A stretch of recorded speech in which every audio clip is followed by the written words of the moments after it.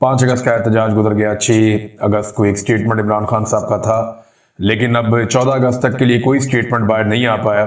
और उसके बाद अब इमरान खान साहब का एक बयान कल रात गए जो है वो बाहर आया अपने एक वकील के जरिए से। 6 लोगों ने मिलने के लिए जाना था, लेकिन मुलाकात नहीं होने दी गई। खासतौर पे पाकिस्तान की मिलिट्री एस्टेब्लिशमेंट ने इस बात का बंदोबस्त किया है कि सलमान अकरम राजा साहब की इमरान खान साहब से मुलाकात ना हो पाए। सलमान अकरम राजा साहब को इमरान खान साहब खासतौर पे मिलना चाहते हैं, उनके जरिए से वो पार्टी के जो रियल मामला आते हैं उनको चलाना चाहते हैं, लेकिन सलमान अकरम राजा साहब को मिलने नहीं दिया जा रहा। बहुत सारे और लोग हैं वो भी नहीं मिल पा रहे। बहरहाल एक वकील अंदर गए, वो मिलकर वापस आए और उन्होंने बताया कि इमरान खान साहब ने क्या कहा। अब उनके जरिए से मालूमात इमरान खान साहब तक पहुंची हैं। टीवी है नहीं उनके पास और अखबारात भी उनको नहीं दिए जा रहे, तो बाहर की मालूमात इमरान खान साहब के पास नहीं है। और जो मालूमात इमरान खान साहब को दी गई वो इसी तरह मिलनी थी कि वकील मिलने के लिए गया, उसने कोई बात बता दी। अब वो इतनी लंबी मुलाकात तो है नहीं जिसमें इमरान खान साहब को सारी सूरत बताई जाए और एक एक चीज पे जवाब लिया जाए। फिर एक ही बंदा मिलने गया है, अगर 2 4 5 लोग मिले तो फिर वो आपस में जब बात करते हैं, डिस्कशन होती है, तो ज्यादा चीजें बाहर आती है। बहरहाल जो इमरान खान साहब का बयान उनकी पार्टी ने जारी किया है उनके अपने ट्विटर अकाउंट पे, वो मैं आपको बता देता हूं कि इमरान खान साहब ने जेल में क्या कहा। मेरा अपनी पूरी कौम, अपने कारकुनान और पार्टी की आदत को पैगाम है कि आपका कप्तान आज भी सीना तान कर खड़ा है, आपने घबराना नहीं है। लो जी, इमरान खान साहब तो वहीं पे खड़े। या मैं सुहेल बड़ा इसने कॉलम लिख दिया, आर्मी चीफ ने ख्वाहिशात का इजहार कर दिया, डीजीआई एसपीआर से नीचे तक सब माफी का मुतालबा कर रहे हैं। पाकिस्तान के टीवी चैनल पे हर तरफ माफियों के मुतालबे हो रहे हैं, माफी मांगेगा नहीं मांगेगा वो उधर ही खड़ा है। मेरा अपनी पूरी कौम, अपने कारकुनान और पार्टी की आदत को पैगाम है कि आपका कप्तान आज भी सीना तान कर खड़ा है, आपने घबराना नहीं है। ये जी इमरान खान। पार्टी के रहनुमा और कारकुनान को 5 अगस्त के बाद 14 अगस्त को भी मुल्क भर में निकलने पर खराज तहसीन पेश करता हूं।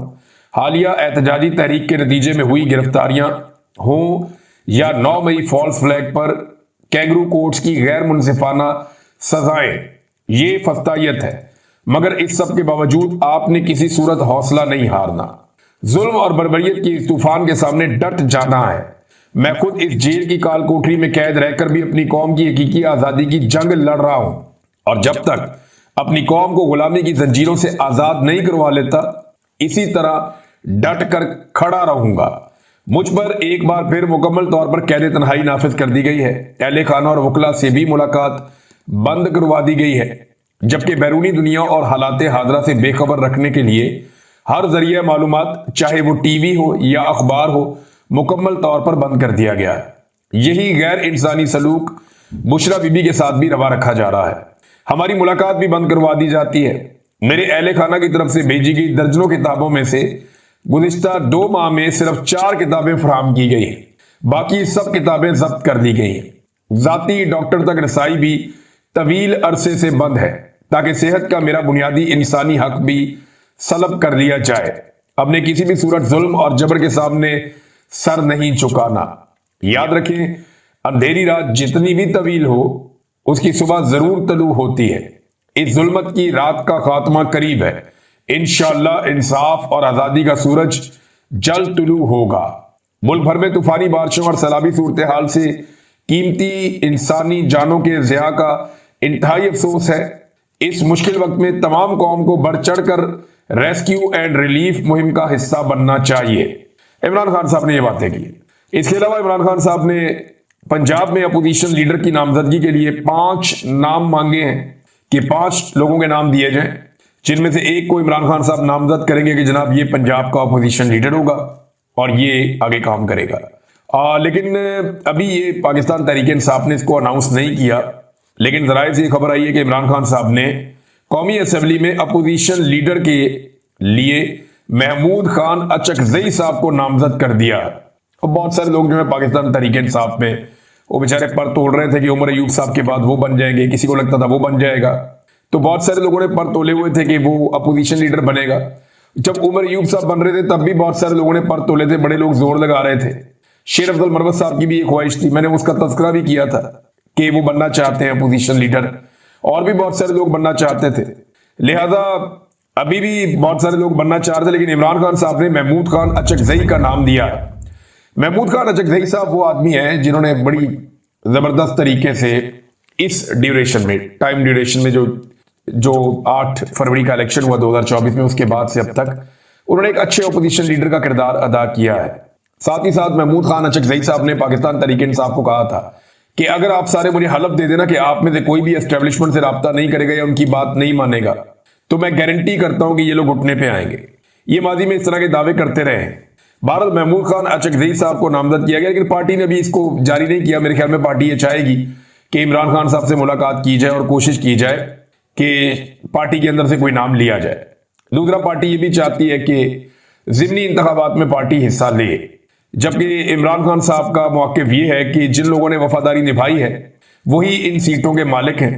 ज़बरदस्ती उनसे ये सीटें छीनी गई हैं, उनकी जगह पे किसी और को टिकट देना ये एक ज्यादती है और ये सरेंडर करने के मुतरादिफ है। हम इन फैसलों को मानते ही नहीं है और जब अपने उम्मीदवार हम खड़े करेंगे तो ये इन फैसलों को मानने के मुतरादिफ होगा। अब एक सोच ये है। दूसरी ये है कि कभी भी मैदान खाली नहीं छोड़ना चाहिए और पीटीआई के पास कोई बंदों की कमी नहीं है। अगर एक बंदा हटाएंगे तो दूसरा आएगा, दूसरे के बाद तीसरा आएगा। तो एस्टेब्लिशमेंट को यह पता चलना चाहिए कि हर जगह पाकिस्तान तहरीक इंसाफ मुज़ामत कर रही है या मुकाबला कर रही है। तो दूसरी सोच ये है। दोनों चीजें मैंने आपके सामने रख दी। अभी इमरान खान साहब का ये हतमी फैसला होगा। उस हवाले से इमरान खान साहब ने कोई मौक़िफ़ बताया है जो पार्टी को बताया गया। अब पार्टी जो फैसला करेगी वो फिर आपके सामने अगले चंद दिन में आ जाएगा। नाज़रीन, अडयाला जेल में इमरान खान साहब की बहनों को भी नहीं जाने दिया गया, क्योंकि जो भी सख्त पैगाम होता है वो इमरान खान साहब अपनी बहनों के जरिए से बाहर भेजते हैं और जब कोई सख्त पैगाम बाहर आता है तो उसके सख्त किस्म के असरात भी होते हैं। लिहाजा उनकी बहनों को इमरान खान साहब से मुलाकात करने नहीं दी गई। अडयाला जेल के बाहर पुलिस ने बहुत बदतमीजी की है, बड़ी गालम गलोच हुई, कारकुनों को लाठीचार्ज किया गया, उन्हें उठाकर वैनों में डाला गया और फिर उन्हें बाकायदा गिरफ्तार करके वहां से ले गए। मुझे लगता है कि ये जो बदतमीजी की गई है जेल के बाहर, ये बदला लिया जा रहा है उस दुर्गत का या उस इज्जत अफजाई का जो जापान में टिकटॉकर्स की हुई है पाकिस्तानियों के हाथों। क्योंकि पाकिस्तानियों ने जापान में टिकटॉकर्स की बड़ी टका के इज्जत अफजाई की है और यानी ये इनको इस सूरत का सामना क्यों करना पड़ रहा है? जाली हुकूमत है ना, इनके पास मैंडेट नहीं है तो लोग रिएक्ट करते हैं। अगर कोई हुकूमत मैंडेट के साथ हो और वो जाए और उनके ऊपर लोग ऐसे करें तो हमेशा उसकी मजम्मत करनी चाहिए। लेकिन ये लोग, इनके पास मैंडेट ही नहीं है और जब मैंडेट नहीं है तो लोग रिएक्ट करते हैं कि यार इनको तो हमने वोट ही नहीं दिया, ये कहां से हमारे पैसों से फिर रहे हैं, हमारे पैसे लेकर कहां पे घूम रहे हैं। तो वो उनको ऐसे देखते हैं जैसे कोई चोर जा रहा है, फिर वो इनके साथ ज्यादती करते हैं। बहरहाल, और दूसरा जो माफी वाली एक ख्वाहिश का इजहार किया गया या करवाया गया सुहेल वड़ाइच साहब के जरिए से, उस ख्वाहिश की जो दुर्गत बनी है उसके बाद ऐसा लगता है कि अडयाला के बाहर बदला लिया गया, कारकुनों को मारा कुटा गया, उन्हें घसीटा गया, गाड़ियों में डाला गया, उन पर तशद्दुद किया गया, फिर उन्हें गिरफ्तार कर लिया गया, बल्कि ये भी कहा जा रहा था कि इनको थाने जाके फिर मारो। अब ये एक जुल्म है। देखिए, कायदे आज़म की तस्वीरें लेकर लोग निकलते हैं, लोगों पे मुकदमा दर्ज हो जाते हैं। कितनी अफसोसनाक बात है। इमरान खान साहब की बहनें वहां पे मौजूद रही सारा दिन। उन्होंने बड़ी कोशिश की कि इमरान खान साहब से उनकी मुलाकात हो जाए, लेकिन उनकी मुलाकात इमरान खान साहब से नहीं करवाई गई। और अलीमा खान साहब ने कहा कि हम अपने भाई के लिए परेशान हैं, कोई शौक से तो हम यहां बैठने नहीं आए। मैंने अली अमीन गंडापुर को कॉल की है और अली अमीन गंडापुर को कहा कि आप उनसे बात करें, क्योंकि गंडापुर साहब की तो एस्टेब्लिशमेंट से रोजाना की बुनियाद पर बातचीत होती है, ऑपरेशन के मामला पे भी होती है, क्योंकि गंडापुर साहब ऑपरेशन करवा रहे हैं खैबर पख्तूनख्वा में। इमरान खान साहब ने मना किया, फिर भी चल रहा है। जब उन्हें जरूरत होती है तो वो बताते हैं जी कर्फ्यू लगा दो, वो कर्फ्यू लगवा देते हैं। फिर अभी जो फ्लड्स आए हुए हैं उनके मामला में भी राब्ता तो गंडापुर का रहता है। तो इस पर उन्होंने कहा जी हमने गंडापुर से कहा कि आप उनसे बात करें। गंडापुर ने कहा कि मैं बैरिस्टर सैफ से बात करता हूं। अंदाजा करें, ये ऐसी है जैसे शहबाज शरीफ को आप कोई काम कहें तो वो कहे मैं मोहसिन नकवी से बात करता हूं। क्योंकि जिस तरह शहबाज शरीफ के ऊपर मोहसिन नकवी को एक निगरान के तौर पे बिठाया गया है, वैसे ही गंडापुर के ऊपर बैरिस्टर सैफ को भी एक निगरान के तौर पे बिठाया गया है। तो गंडापुर ने कहा कि मैं बैरिस्टर सैफ से बात करता हूं। फिर इस यकीन दहानी पर हमें एसएचओ ने आकर कहा कि आपकी कल मुलाकात करवा दी जाएगी। अब ये अलीमा खान साहब ने कहा, उन्होंने कहा कल हम फिर आएंगे, क्योंकि हमें इंतजामिया ने कहा है कि कल मुलाकात करवाएंगे। अब देखते हैं कल पाकिस्तान तहरीक इंसाफ के लोग आते हैं या इमरान खान की बहनें आती हैं तो उनकी मुलाकात करवाई जाती है या नहीं करवाई जाती। राणा सनाउल्लाह साहब ने एक स्टेटमेंट दिया है। राणा सनाउल्लाह साहब का स्टेटमेंट बड़ा सादा सादा है और बड़ा तफसीली स्टेटमेंट भी है, बहुत डिटेल के साथ भी आया हुआ है। वो ये कहते हैं कि नफरत की सियासत, इंतकाम की सियासत नहीं होनी चाहिए, मुल्क जो है वहां पे सियासी इस्तेहकाम होना चाहिए। इसका मतलब यह है कि उन्हें इस बात की समझ आ गई है कि सियासी अदम इस्तेहकाम खत्म नहीं होगा जब तक कि इमरान खान साहब को रिहा नहीं किया जाएगा, और जब तक इमरान खान साहब नहीं चाहेंगे तब तक ये अदम इस्तेहकाम रहेगा। वजह यह है कि मैंडेट इमरान खान के पास है और अवाम इमरान खान को फॉलो कर रही है, उनके पीछे चल रही है। राणा सनाउल्लाह ने कहा कि मुस्लिम लीग नून इंतकाम की सियासत पर यकीन नहीं रखती। आप इमरान खान साहब की सूरत हाल देख लें, ये जो कुछ भी हो रहा है नून लीग की हुकूमत इसमें जिम्मेदार है। तो ये इंतकाम नहीं है तो और क्या है? खवातीन पर जो तशद्दुद किया जा रहा है, जो चादर और चार दीवारी का बार बार तकद्दुस पामाल किया जा रहा है, सबसे ज्यादा पंजाब में होता है ना, या इस्लामाबाद में होता है जहां नून लीग की हुकूमतें हैं। यास्मीन राशिद से किस बात का बदला लिया जा रहा है? एस्टेब्लिशमेंट ने तो आज से कुछ अर्सा पहले हाथ खड़े कर दिए थे। उन्होंने कहा था कि यास्मीन राशिद को और ज्यादा हम दीवार के साथ नहीं लगा सकते, इतनी ज्यादती हमने कर दी है, इससे ज्यादा हम क्या ज्यादती करें खातून के साथ। तो एस्टेब्लिशमेंट से आज से चंद महीने पहले, ये मैं अप्रैल की बात आपको बता रहा हूं, कि एस्टेब्लिशमेंट ने हाथ खड़े कर दिए थे, लेकिन नवाज शरीफ साहब ने कहा कि ये खातून अगर बाहर आ गई तो मेरी जलालत हो जाएगी। तो ये इंतकाम अगर नून लीग नहीं ले रही तो और कौन ले रहा है? सहाफियों पर पाबंदियां लग गई हैं, पीका ज्यादा खौफनाक कानून आप लेकर आ गए हैं, जुल्म और बर्बरियत चल रही है। शहीद अरशद शरीफ वाले मामले में मरियम नवाज ने उनकी लाश का मजाक उड़ाया था, और बदला क्या होता है? राणा सनाउल्लाह साहब, बदतरीन बदला नून लीग ले रही है और नून लीग बदला लेने में यकीन रखती है। अगर यकीन नहीं आता तो नवाज शरीफ का फेवरेट एसएचओ कौन है, जरा ये देखें आप। ये नवाज शरीफ का फेवरेट एसएचओ, जिसकी तस्वीर नवाज शरीफ के साथ है। अब सिर्फ आप इस आदमी के कारनामे चेक कर लें, इस एसएचओ के, तो आपको आइडिया हो जाएगा कि नून लीग और नवाज शरीफ की सोच क्या है, कि उनका फेवरेट एसएचओ क्या कर रहा है। वहां से आपको आइडिया हो जाना चाहिए। एहतशाम अली अब्बासी साहब लिखते हैं अपने ट्वीट में कि इस्लामाबाद पुलिस का अगवा बराए तवान में मुलव्वस नून लीगी सब इंस्पेक्टर अशफाक बड़ाइच थाना गोलड़ा से एसएचओ शहजाद टाउन तैनात कर दिया गया। याद रहे, अशफाक बड़ाइच को इस्लामाबाद हाई कोर्ट के हुक्म के मुताबिक नौकरी से बर्खास्त करने के अहकाम जारी किए गए थे। इन पर इल्जाम था कि उन्होंने गौरी टाउन से एक शहरी को अगवा किया, 9 माह इसे हब्से बेजा में सीआईए सेल में रखा, 10 लाख रुपए तावान मांगा और मामला 5 लाख में तय पाने के बाद दीदा दलेरी से थाना सेक्रेटेरिएट में रकम वसूल करके वालिद के हवाले किया, जिसकी सीसीटीवी फुटेज हाई कोर्ट में मोहसिन अख्तर कियानी साहब की अदालत में पेश की गई, जिस पे इनके खिलाफ अदालत ने एक्शन लिया। बस यही नहीं, अशफाक बड़ाइच के कारनामों की एक तवील फहरिस्त है। एक मरतबा डिस्ट्रिक्ट कोर्ट ने एक मुकदमे में पाकिस्तान तहरीक इंसाफ के वर्कर्स को डिस्चार्ज किया, मगर अशफाक बड़ाइच ने अदालती अहकामात को पसे पुश्त डालकर जुडिशल कम्प्लेक्स के बाहर इन्हें फिर से गिरफ्तार कर लिया और कवरेज करने वाले सहाफियों को भी धमकियां लगाई, पीछे हट जाओ नहीं तो तुम्हें एहतजाज केस में गिरफ्तार करवा दूंगा।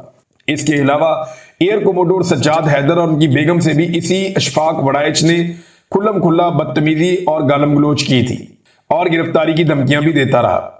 एक मजीद वाकया आपको याद होगा कि पाकिस्तान तहरीक इंसाफ के कारकुनों खवातीन पे क्रैकडाउन के वक्त एक रात 1:30 बजे राणा सनाउल्लाह ने प्रेस कॉन्फ्रेंस की थी और कहा था कि पीटीआई की जेल में मौजूद खवातीन के साथ कोई बुरा सलूक नहीं हुआ।